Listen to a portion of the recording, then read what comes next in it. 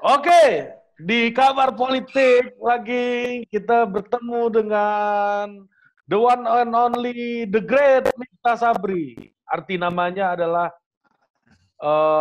cahaya, kunci cahaya kesabaran.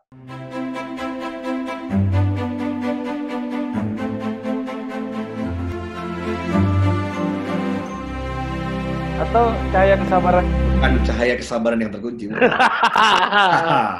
Tergantung situasi. Tergantung. Oke. Kalau istri lagi baik sama kita dibilang kunci cahaya kesabaran. Ya. Kalau dia lagi emosi, dia bilang cahaya kesabaran yang terkunci. Kan itu aja hidup kita. Kan? Oke, Miftah, bisa dengar saya ya? Oke ya. Bisa, jadi kita terpaksa pindah nih, Rik, karena itu dia. Para pendengar pirsawan Total Politik memahami makna daripada Windy City itu kan. Anginnya dia Chicago ini memang dahsyat. Di Chicago. Jadi suaranya mengganggu sekali tadi anginnya ya. Iya, kita udah mulai tadi dan ternyata angin di Chicago ini nggak begitu bersahabat dengan pembicaraan kita, dan Miftah harus berpacu-pacu suaranya dengan angin. Daripada dia berantem sama angin kan, gue nggak enak gitu. Lu kata-katain angin kan, anginnya nanti males, terus nggak datang-datang lagi ke Chicago kan, lebih ribet. Cukup di rumah saya ada satu angin keadilan, jangan tambah lagi angin Chicago ini, pusing saya. Oke, ini kita minggu-minggu ini tuh dihebohkan oleh cerita soal staf sus milenial, ya, staf sus milenial heboh lah, dan banyak yang menyerang mereka terkena angin, diterpa angin umpatan netizen, ya. Nah, netizennya juga nggak main-main, ada Refli Harun juga ikut, ada Refli Harun ya juga ikut, Pak Refli ya. Terus ada Laude Syarif, mantan komisioner KPK, dan macam-macam mantan-mantan aktivis human rights juga banyak yang ikut berkomentar gitu ya. Nah, walaupun di dalam hati gue yang terdalam, gue sih sama anak-anak muda kayak orang-orang yang ada di situ, gue juga nggak terlalu curiga-curiga amat sebenarnya ya. Nggak terlalu curiga-curiga banget, mereka bisa mau abuse of power atau segala macam, tapi kan di negara semua kemungkinan itu bisa terjadi. Nah, lu ngelihatnya gimana nih sebagai pernah jadi staf sus menteri juga ya, Menteri Kelautan Bapak Edi Prabowo, dan melihat bagaimana nih mereka menjalankan peran sebagai staf sus itu seperti apa. Nah, karena konten kita soal Amerika, gue pernah belajar soal West Wing di Amerika. Nah, mengaitkan. Ya, lo coba. Karena gue juga lihat tuh salah seorangnya membuat profil di LinkedIn itu like West Wing in Amerika katanya. Kita apakah benar klaim itu? Jadi dua diskusi ya. Dua tema apa? Sorry kalau agak berisik, Jingga lagi main prosotan. Ya Jingga lagi main prosotan. Oke. Baik, Om Ari, kita lanjutkan lagi. Jadi, ya saya tadi sudah sebut di awal ya, mungkin kurang kedengeran, saya ulang, bahwa saya tidak mengenal Taufan, tapi saya sangat mengenal Belva. Nah, Belva yang saya kenal, orang yang punya integritas, ya, kemudian pintar, masih jomblo. Jadi kalau teman-teman yang lain mau jadi, kali aja ada takdir sama Belva, mungkin silakan mendukung Belva sekarang.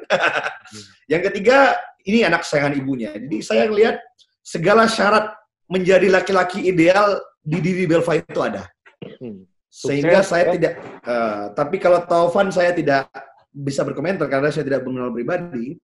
Tapi mungkin yang bersinggungan lain lagi, angin Bali ini seperti ya memberi makna pejoratif kepada staf sus. Ya kan? Jadi saya pernah jadi staf sus, saya nggak enak juga dengarnya.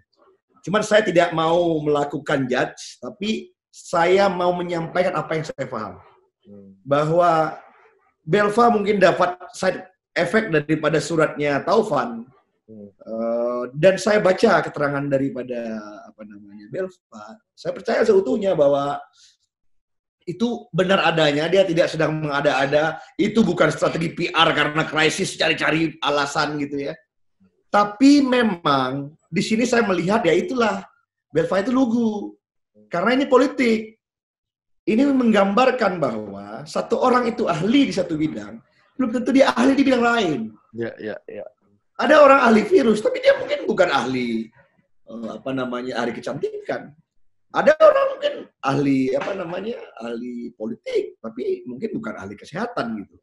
Nah, ada orang yang ahli dalam menjadi praktisi politik, aktif di politik, tapi mungkin dia nggak jago startup. Nah, Belva ini akademik oke. Di startup sudah membuktikan, dan levelnya Ruang Guru itu tidak sama dengan startup biasa. Dia udah unicorn itu. Dia sudah mendapat dana yang sangat besar, dan GMV-nya sangat tinggi, kemudian dampak sosialnya juga besar. Jadi ketika beliau dan teman-teman di Ruang Guru ikut dalam partisipasi proyek ini, membantu pemerintahan, saya pikir saya percaya sepenuhnya dengan keterangan daripada Belva. Problemnya, Belva adalah new kid on the blocks. Dia anak baru dalam politik. Jadi dia nggak paham bahwa ternyata di politik itu niat baik saja tidak cukup. Cukup, benar. Lu punya pengalaman keren di bidang startup saja ternyata tidak cukup. Belva canggih di bidang akademik dan startup, ternyata di politik dia baru anak TK. Di sana mungkin dia udah profesor. Nah, di sini pelajaran bagi Belva bahwa ini dia berhadapan dengan resiko yang dia harus tempuh. Tapi percayalah Belva, banyak orang yang mendukung Belva. Karena banyak orang yang mendapatkan manfaat luar biasa dari Ruang Guru. Anak saya belajar itu sign up Ruang Guru. Dan banyak juga program-program Ruang Guru itu yang membantu orang-orang yang mustadafin. Dia free kepada orang-orang susah. Jadi menurut saya, Belva jangan berhenti. Tapi kalau ada salah, mendingan akui saja diminta maaf. Cuman saya menganggap Belva tidak ada keinginan memperkaya diri. Dia udah kaya. Dia udah kaya, gajinya dia nggak ambil, ya kan? Artinya dan kalau Ruang Guru itu udah gede banget investmentnya. Udah gede banget, Pak. Nah, iya maksud gua kalau Bali United juga dia yang punya kan itu. Mana artinya di sini gua bersama Belva. Gua yakin dan percaya dengan integritas Belva. Tinggal Belva fix aja ini problem dan yakinlah Belva. What doesn't kill you make you stronger. Ya. Belva udah jadi takdir sedang menyapa Belva. Belva masih muda, gak usah takut, berarti Belva sedang ditempa menjadi orang politik. Nah, ya, di politik itu ya begitu. Di politik itu ada rumusnya gini, Belva. Lu bener aja. Gua Ari, bukan Belva. Bukan, ini menyampaikan pesan ke Belva. Belva kan dengar nanti. Ya, di politik itu, Belva, rumusnya begini. Lu bener aja, ada yang bilang gak bener. Ya. Apalagi kalau lu abu-abu, apalagi kalau lu salah. Nah, mungkin saya percaya Belva nggak bikin salah. Dia nggak ada memperkaya diri. Dia niatnya baik, membantu program-program pemerintah. Tapi dia mungkin berada di wilayah abu-abu. Ada orang yang dengan ilmunya, ilmu tata negara, ilmu hukum, ilmu anti korupsi, mengatakan dengan jabatannya dia memperkaya korporasi. Belva tinggal punya pilihan, ya, tinggal punya pilihan, tetap di staf sus. Berhenti benar daripada Ruang Guru, segala-galanya keluar aja. Bahwa Belva kan meyakini dari tweetnya, dia tidak terlibat karena pidana kan dicari material. Dia tidak terlibat, dia tidak mendengar, mengetahui, dan dia tidak mendapat keuntungan pribadi, ya kan? Dan objek hukum itu perorangan. Nah, artinya tidak ada mens reanya, tidak ada niat pidananya, jahatnya nggak ada. Lanjut. Atau yang kedua, tinggalin aja jabatan staf sus. Buktikan, oke, saya resign dari staf sus, saya membesarkan Ruang Guru kembali.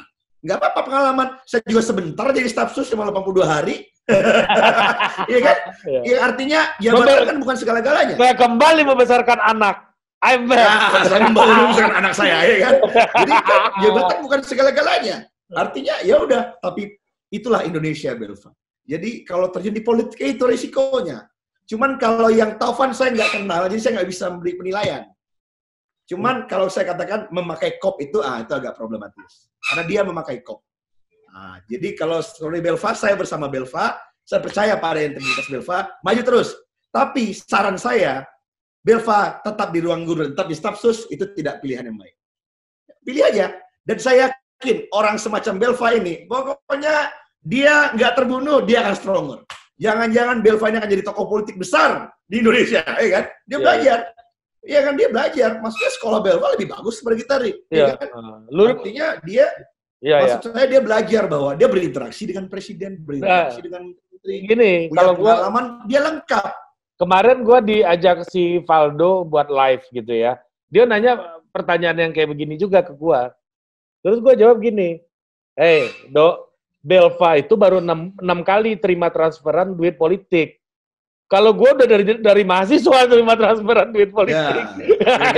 Ya, kira-kira gitulah konteksnya. Gitu. Jadi kalau waktu menurut saya, gue salah dulu ya nggak apa-apa gitu. Jadi ginilah, maksud saya nggak usah, ini politik ya, karena Belva menjadi status presiden. Dan presiden jabatan politik. Ya, di politik itu biasa, ada kawan, ada lawan. Lawan politik presiden menggunakan kekeliruan teman-teman kita untuk memukul Belva. Dan itu biasa. Nah itu maksud saya. Jadi jangan dibaper-baperin juga. Biasa politik. Once lu enter politik, politik itu nature-nya antagonistik. Orang begini-begini. Antagonisme ya. Jadi nature-nya politik. Sehingga kalau startup kan generasi gimana ya, meskipun misalnya Bukalapak dan Tokopedia bersaing, tapi teman-teman engineer-nya berkolaborasi misalnya, saling berteman misalnya kan gitu. Semangat kolaboratif di generasi startup itu besar daripada semangat antuk berantuk gitu. Ya. Di politik antuk berantuknya lebih besar. Ya. Nah sekarang dia sedang pindah kuadran dari orang startup menjadi orang politik. Itu resiko. Karena ini ilmu resiko, what doesn't kill you make you strong. Makanya untuk mengomentari ini, gue merasa orang yang paling layak itu adalah Miftah Nur Sabri. Enggak juga. Saya enggak. Bos, lu pernah berpengalaman di startup juga. Lu ngerti cara orang startup berpikir. Dan tapi di politik lu juga lama juga gitu kan. Nah, mungkin gitu. Jadi kalau ini, gue nggak tahu itu penilaian lu. Gue nggak bilang gue juga top. Enggak, gue yang ngomong. Di startup kan gue juga artinya, ya gue mengenal banyak lah. Ya gue tahu lah. Artinya. Dan lu juga salah satu orang yang. Ya pokoknya intinya gini, kita nggak bahas gua. Artinya kita lihat bahwa saya dalam hal ini bersama Belva. Belva nggak usah risau, nggak usah khawatir. Akan banyak anak muda bersama Belva membantu Belva keluar dari problem ini. Karena ini bagian dari udah takdirnya Belva. Wong Belva nggak mau, Belva kan nggak ada dalam otaknya itu terjun ke politik. Dan dia milih staf khusus presiden diminta oleh presiden. Bukan dia yang ujuk-ujuk datang ngasih proposal, ngasih dia punya kurikulum vitae. Ya gua nggak tahu. Atau dia direkomendasi oleh kekuatan politik tertentu, direkomendasi oleh oleh partai politik tertentu. Enggak. Palingan nanti orang akan pelajari kalau mau politik ini Belva saya kasih masukan. Orang akan cek nanti siapa investornya ruang guru. Wah nanti investor lokal siapa, investor global siapa. Kemudian investor investor lokalnya Taipan atau tidak. Nanti kepentingan keluarga ini masuk pada Belva, itu aja. Tapi itu politik. Dan Belva akhirnya sadar, nggak mudah juga akhirnya di politik. Akhirnya ya ini menurut saya ini pelajaran baik dan menurut saya ini bagus untuk kita. Bahwa orang-orang sehebat Belva terjun politik aja cepat dari awal. Sehingga tahu mana yang baik dan tidaknya sehingga bisa memperbaiki. Dan gue mendengar ada yang berpendapat kayak begini, lu setuju nggak? Kalau misalnya gini, ini dibanding sama Menteri Nadiem yang nggak melibatkan usahanya apa-apa di Kemendikbud, nih lebih bisa diapresiasi publik gitu daripada staf milenial ini gitu. Gua nggak bisa menilai juga tuh kalau soal Nadiem di Mendikbud karena gua nggak punya datanya. Tapi poinnya Nadiem masih punya tantangan. Nadiem kan seumuran gua lah, akhirnya sama tahunnya sama gua. Itu sama, maksud gue gini, Nadiem akan mengalami hal yang sama dengan yang tadi gue postulat pertama gue tadi. Bahwa ini pasca Renaissance, orang dibikin ahli itu sebelum Renaissance kan orang bisa ahli politik, ahli filsafat, ahli obat, ahli sejarah, dan Matematika. juga ahli spiritual. Dan Ya. hafal Quran, hafiz Quran untuk yang kejayaan Islam. Dan zaman Aristoteles di Yunani, dia juga matematika.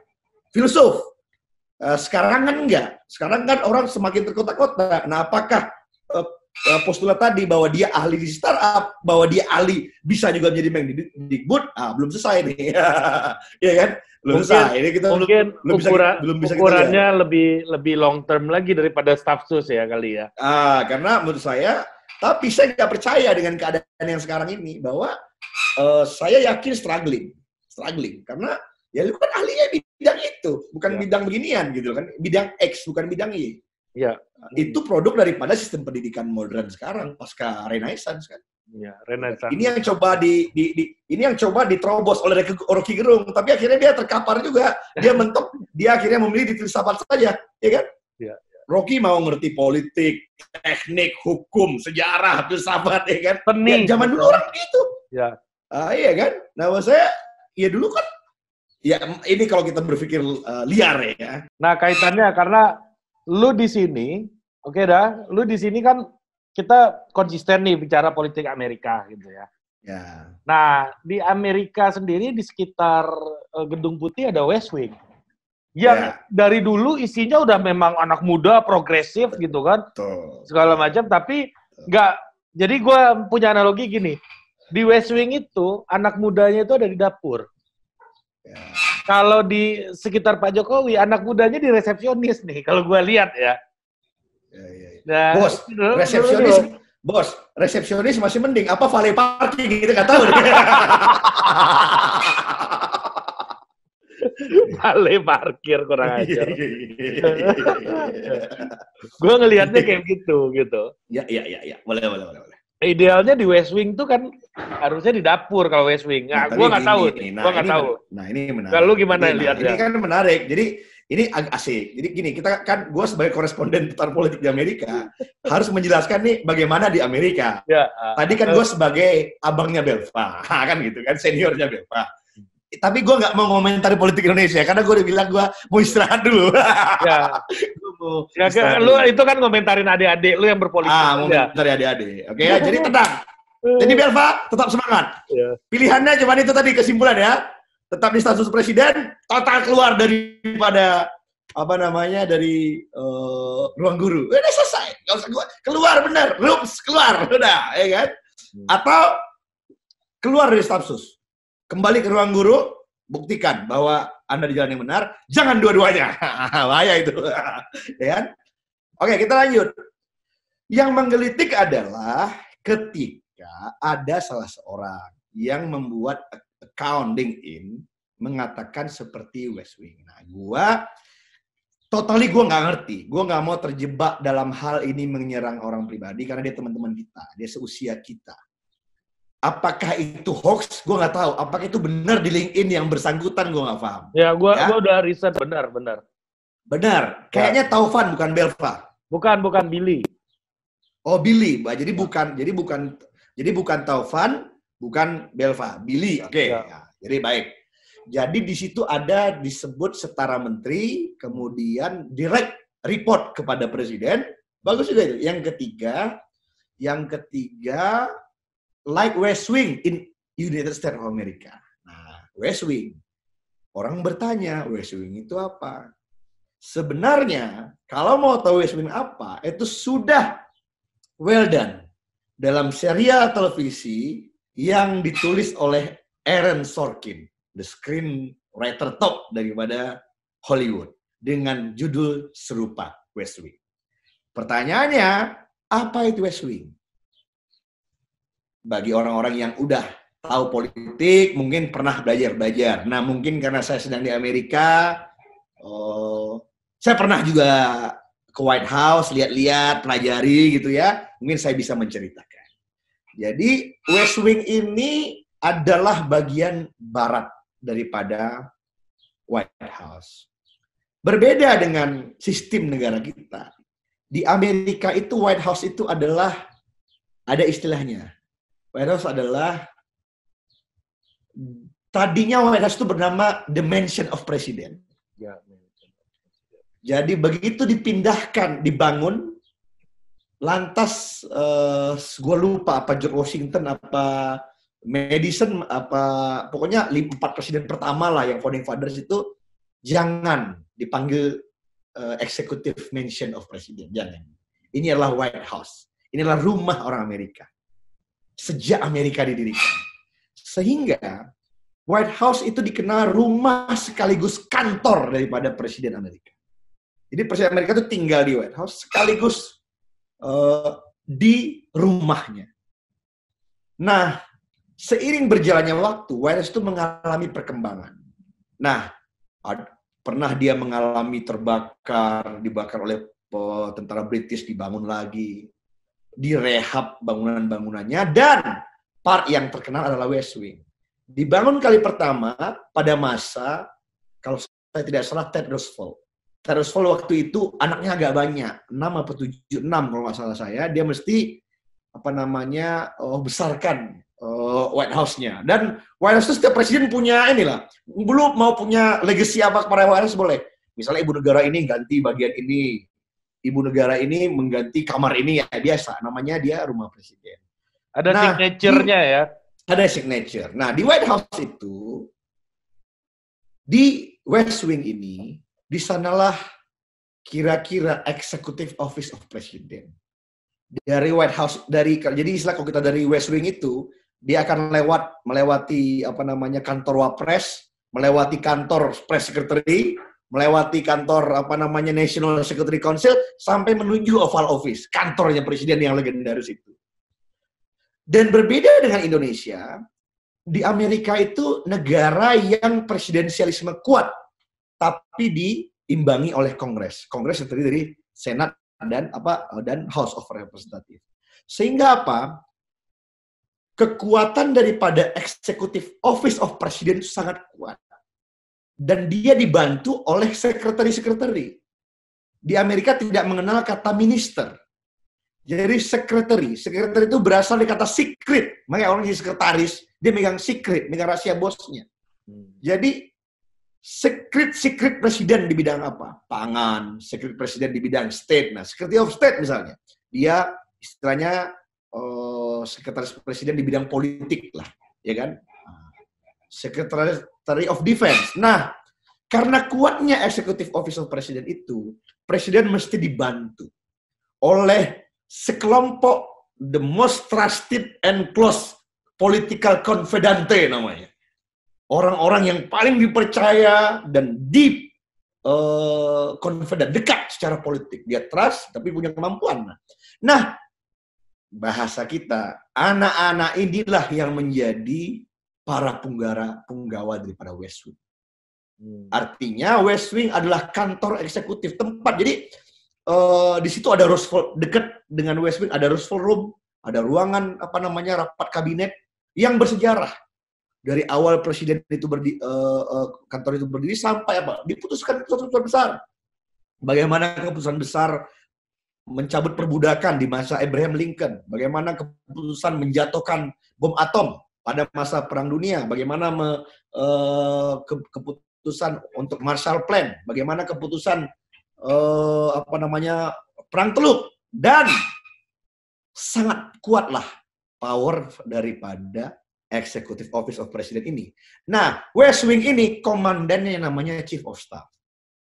Nah, jabatan ini yang dalam politik Indonesia setelah gue lihat, yang literally plek tuh gak ada, Ri.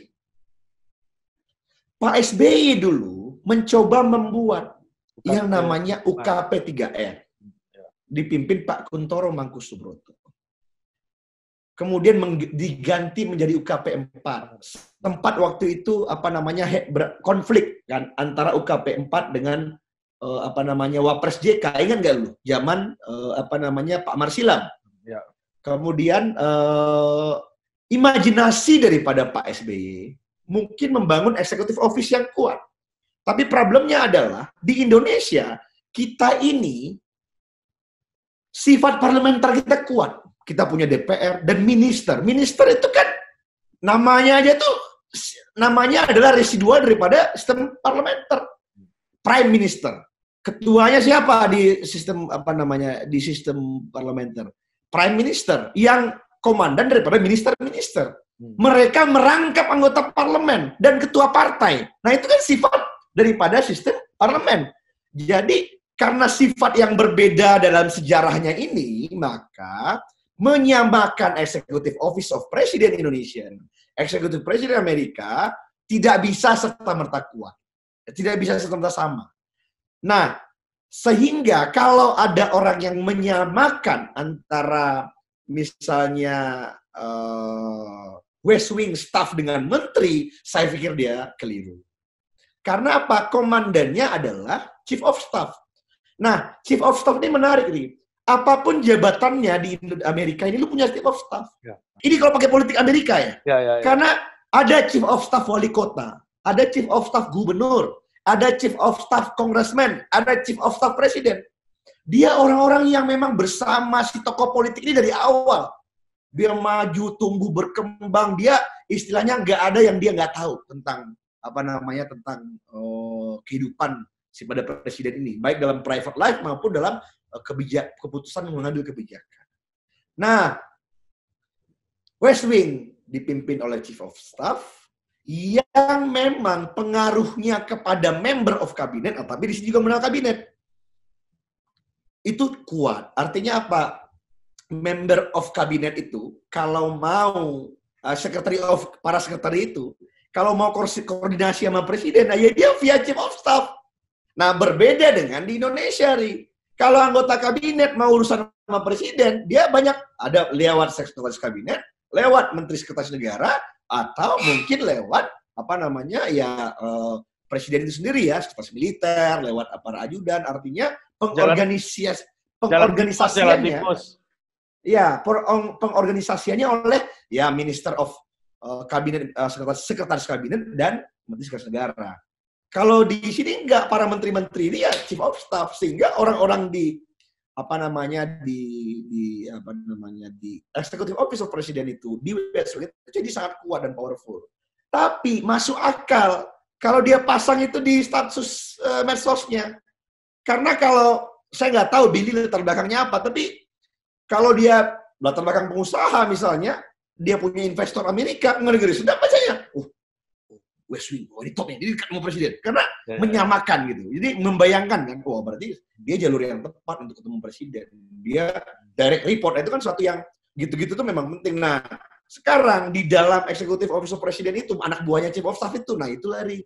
Ada sekretaris pers Gedung Putih, ada juru bicara White House, ada National Security Council, gitu-gitu loh. Ada maksud gua orang-orang yang memang istilahnya dia para advisernya presiden dalam meramu kebijakan untuk diuji dan bersama-sama dengan Kongres. Nah, Kongres itu sebelah-sebelahan dengan Kongres itu terdiri daripada Senat dan House of Representative, anggota DPR seperti kita. Tapi Senatnya kuat, dia bisa bikin undang-undang. Beda dengan DPD kita. DPD kita yang nggak bisa bikin undang-undang. DPD itu sama kayak TA aja itu. Dia hanya memberi masukan kepada anggota DPR, benar.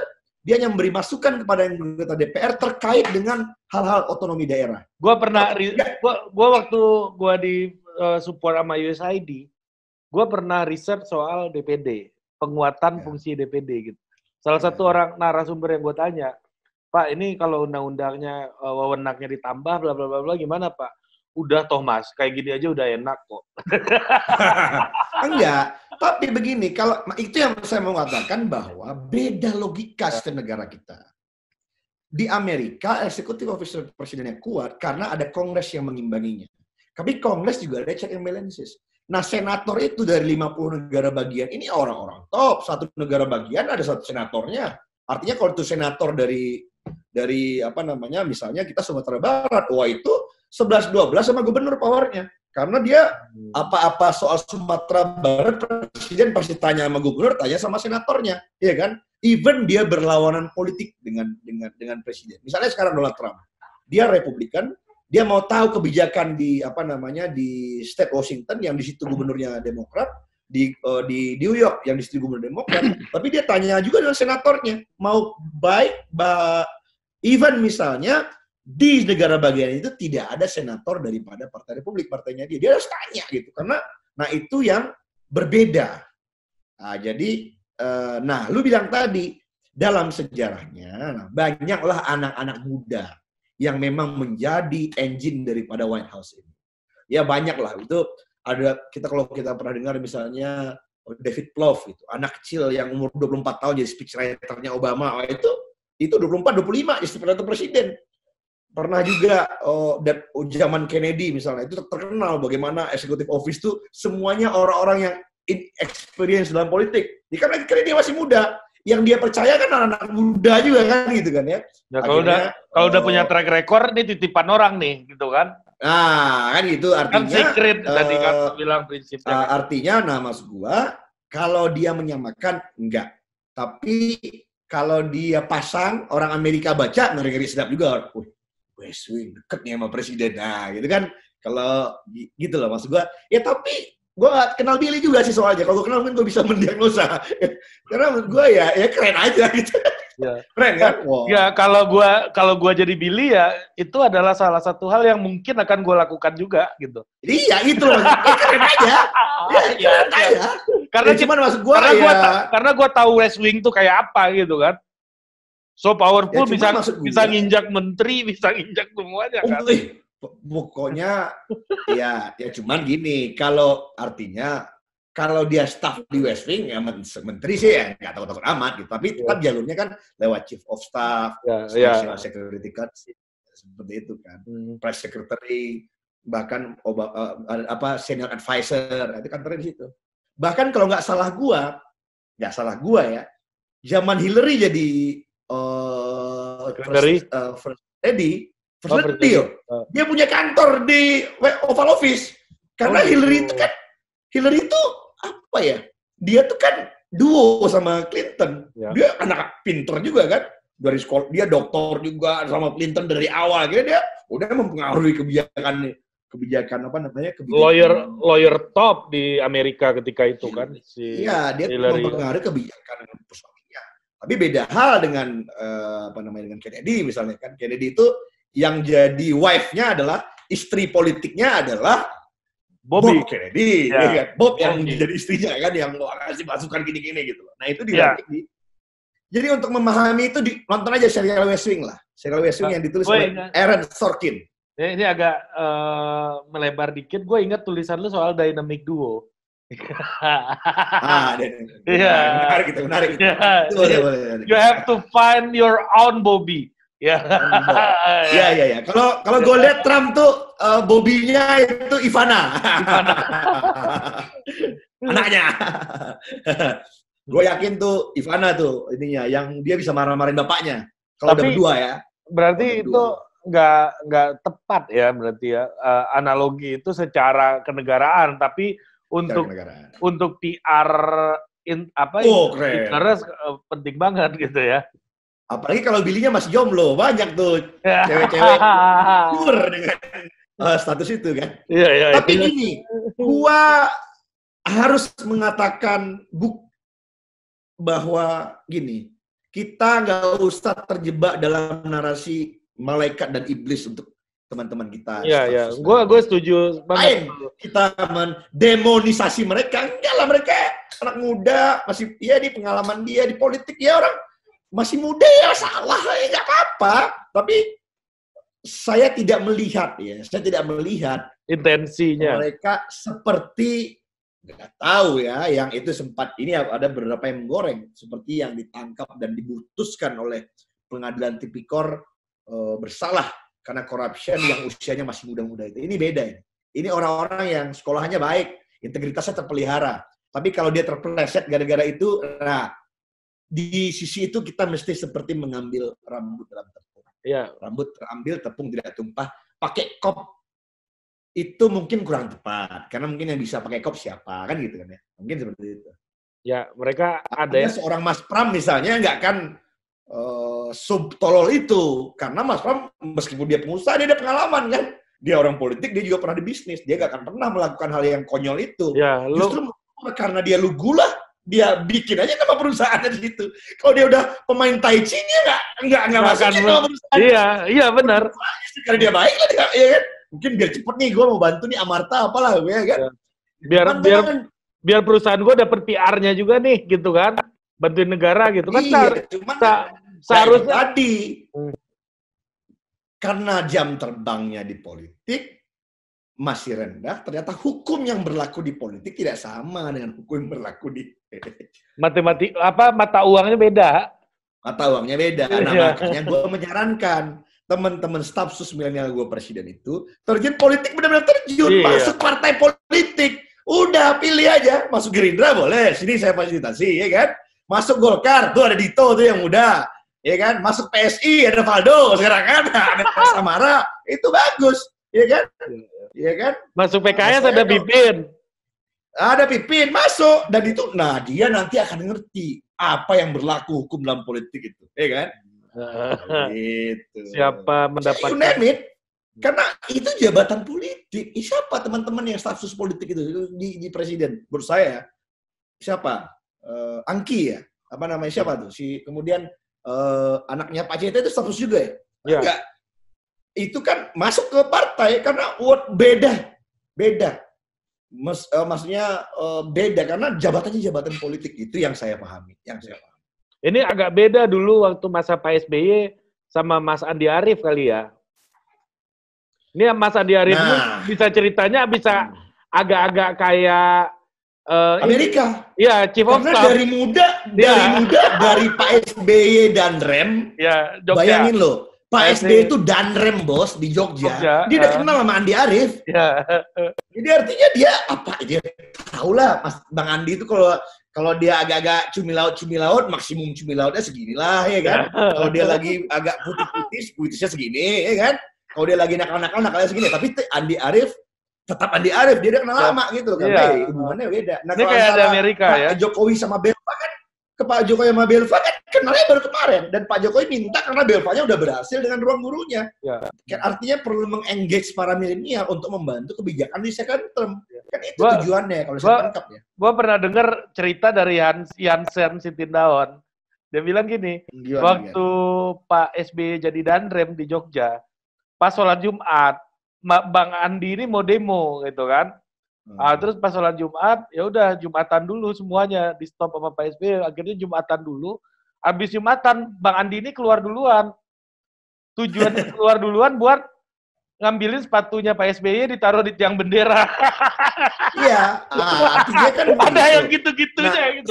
Saya dengar cerita yang sama, artinya kan begini. Waktu itu kan Pak SBY juga masih muda. Iya. Dan Rem. Itu sama dalam bayangan gua, bro. Si Vasco tuh. Vasco dia ngevlog sama Dirum Polda Metro, ya kayak gitu lah tuh, bro. Kita nggak tahu nanti jangan-jangan itu si abang jadi Kapolri di masa datang. Waktu itu kan PSB nggak bayangin mau jadi presiden juga, bro. Yang ditelepon nanti, yang ditelepon sama dia Vasco nanti itu. Vasco lagi. Gitu. Makanya ada, saya lupa namanya, ada seorang sastrawan yang mengatakan bahwa politik adalah the game for the experienced people.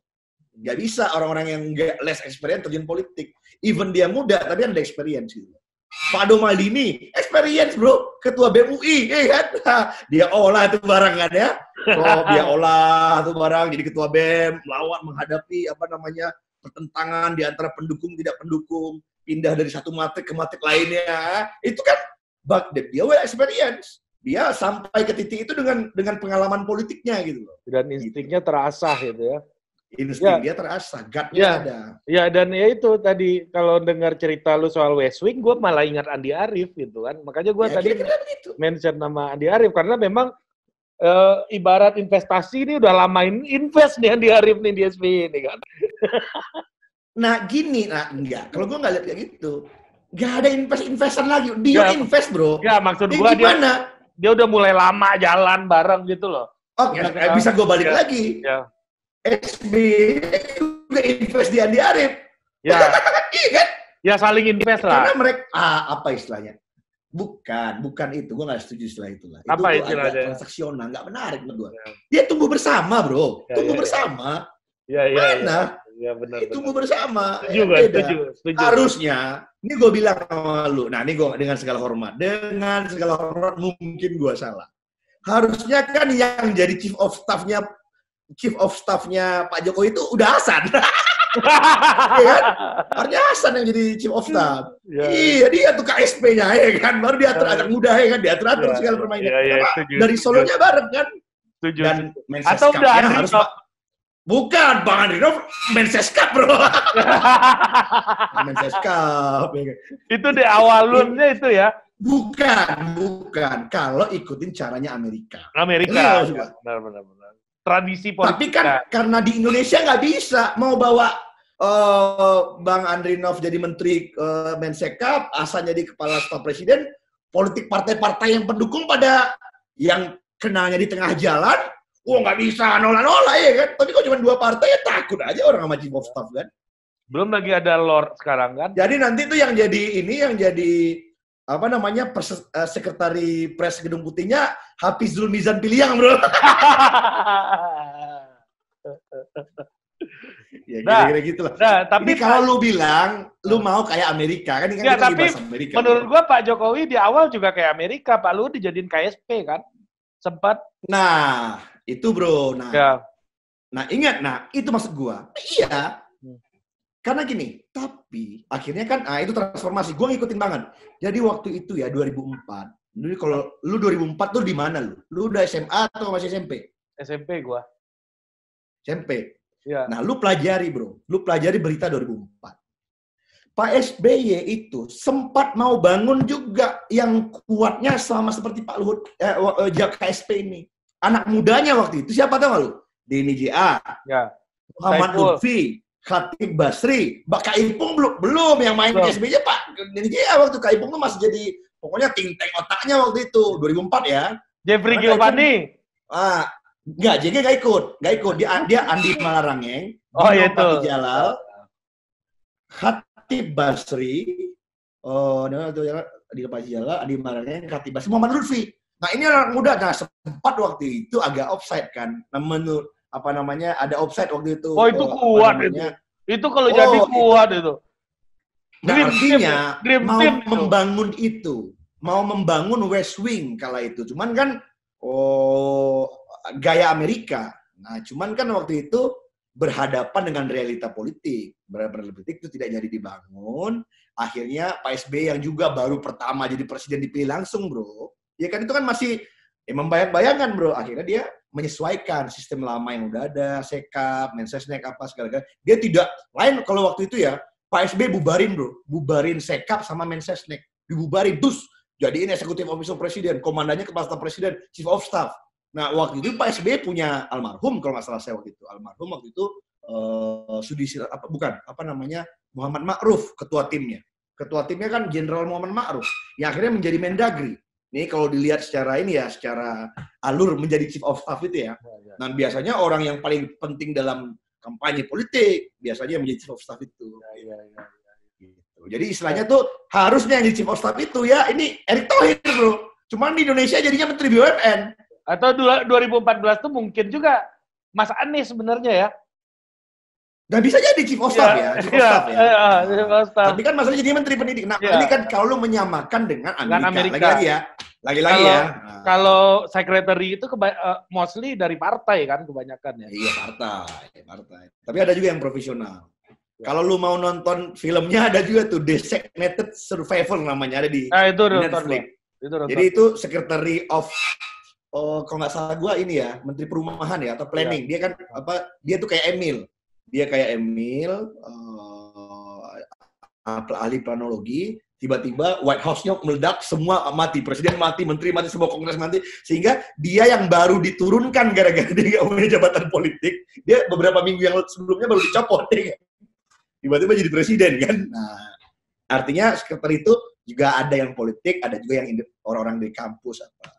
Cuman biasanya dia tuh sudah punya di track nih, misalnya Lawrence Summers misalnya, guru besar di Harvard. Ya. Dari dulu mazhab ekonominya tuh adalah liberal, sehingga dia menjadi National Economic Council daripada Clinton. Dan ketika Obama jadi presiden, dia dipakai lagi gitu loh. Misalnya Condoleezza Rice itu jagoan, ahli hubungan internasional, ahli politik. Jadi dia memang mazhab dia konservatif. Jadi ketika dia orang kampus diangkat oleh Bush family menjadi menjadi Secretary of State, dia disiplin dengan ideologinya dia gitu. Oke, menarik sekali Sultan Mangkudun. Terima kasih untuk pembicaraan kita soal Chief of Staff. Ini banyak insight banget dan menurut gue ini pembahasan yang sangat beda dan gue nggak merasakan ada pembahasan kayak begini dari telaah media dan segala macam ya selama heboh soal seperti biasa. Ini kan kita udah biasa ngobrol-ngobrol begini, biasa di warung Indomie malam. Sadayana. Tapi bagus juga. Sadayana. Tapi bagus juga, Ri. Ada ini hikmah daripada kita stay at home. Jadi omongan yang tadinya kita cuma berdua bisa dinikmati khalayak lebih banyak. Oke. Jadi berkualitas juga. Sampai jumpa dah. Oke. Produced by Total Politik and powered by haluan.co.